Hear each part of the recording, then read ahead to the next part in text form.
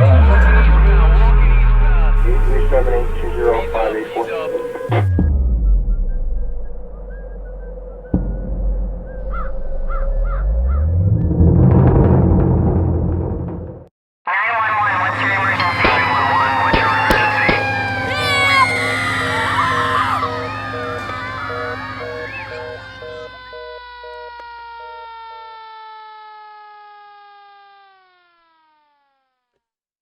It wasn't as cold as yesterday, nor lugubrious as the day before, but far from the welcome warmth of home in the halcyonic days of youth a world ago.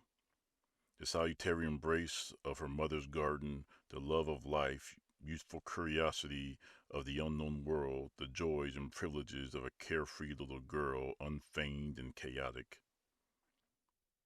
But in the chaos, there was at least a road map and an order of things, black and white defining lines of good and evil, a shelter from the great reality outside her walls.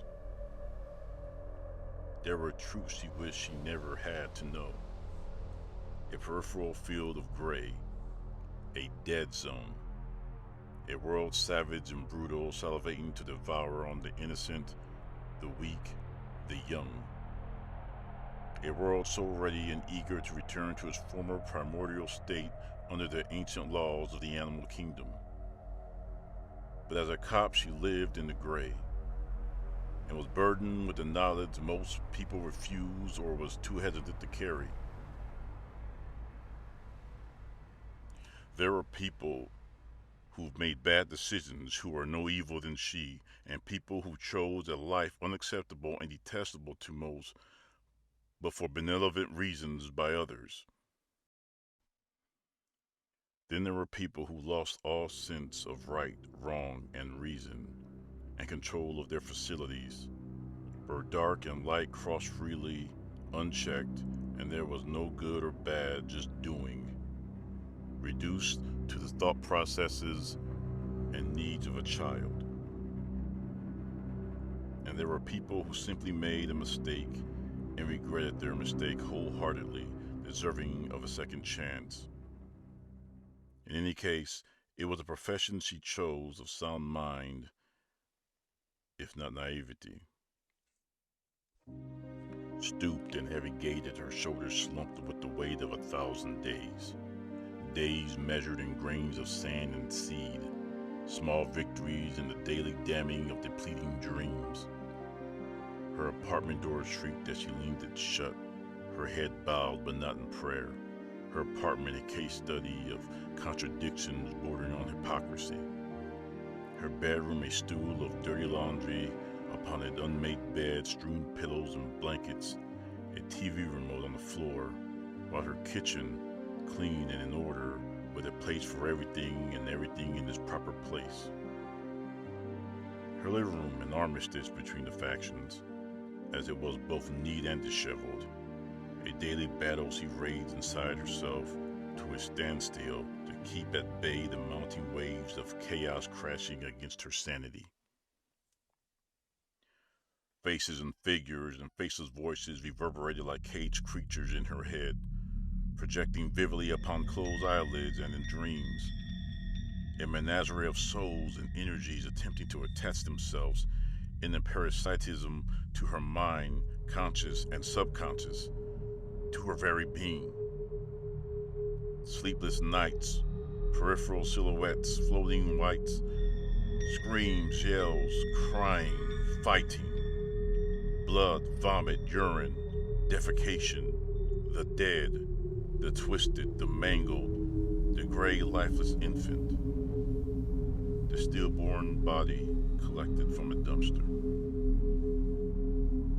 Amongst the insynchronous voices drumming against her cognition was her own. More questions perhaps than the apricity of knowledge. The blatant unknown. She questioned herself. Self-doubt, not in the ability to do the job, but the reason for even doing the job. No one doubted her knowledge. Some male officers will graciously expound, "At least you're smart." condescending insult, but meant to be some backhanded compliment to quantify her brains to beauty ratio. She knew it wasn't all men, not at all, nor the majority, but the loudest and most unsinkable. She knew what the consequences were if she was to complain about it.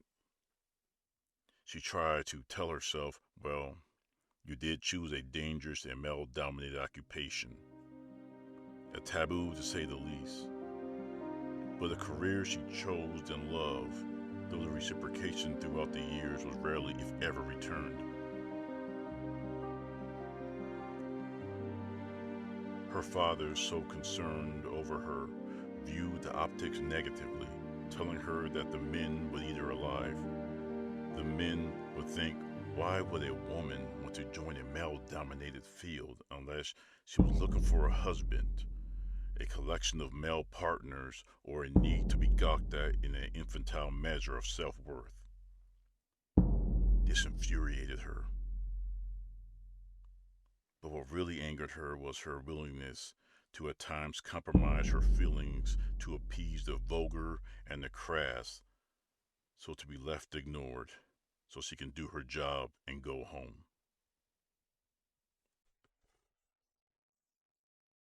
Then there were the others, the cliques.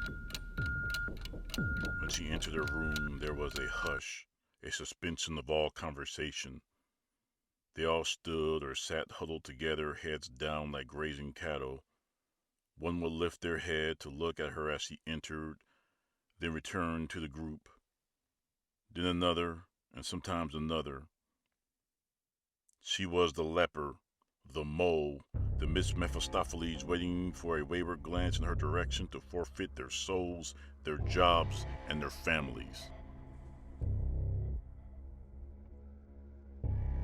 She knew she wasn't in a profession many thought befitting of her.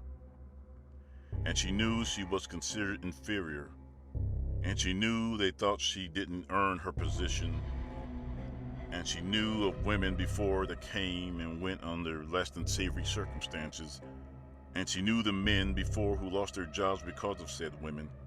And she knew that their friends who applied and lost to her. And she knew they would assume she slept for her position, and she knew every day she had to fight the ghost of the past, and she knew every day was a proving ground, and she knew if she was too direct and stood her ground, she was a bitch, and if she was too friendly, she was weak and a whore. And she knew if she made any mistake, no matter the magnitude, she wasn't granted the mercy to laugh it off as the guys, but it was magnified as evidence of her inability and disqualification to don the blue. Standing in her drafty apartment, engulfed in the shadows where the dim light refused to shine, she allowed herself, if necessary, and it rarely was, a release of tears. Each time she tried to pull herself off the door to shower, she'd slump back against the door and continue. Some nights, she saw herself standing at the edge of the world, precariously looking into the abyss, just wanting to jump. And then like that, she cut off the flow of sorrow, squared her shoulders, and showered off the day. She'd watch a comedy, enjoy a bowl of cereal, and lace up her boots, again down the blue, and boldly face another long tomorrow.